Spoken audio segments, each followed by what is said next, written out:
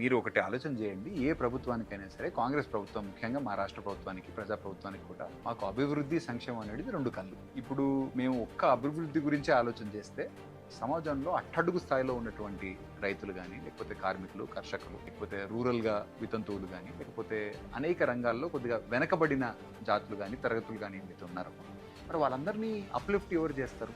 వాళ్ళందరినీ సమాజంలో కొద్దిగా వాళ్ళ గురించి వాళ్ళ కాళ్ళ కింద కొంచెం ఒక వ్యవస్థ కూడా ఉండాలి కదా.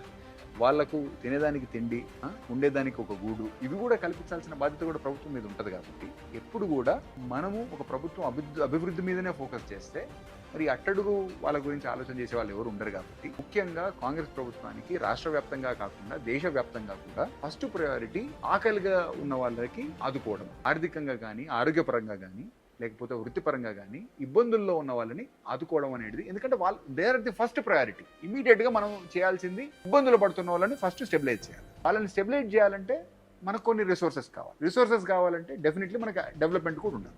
డెవలప్మెంట్ వల్ల మనకి ఏమొస్తుంది?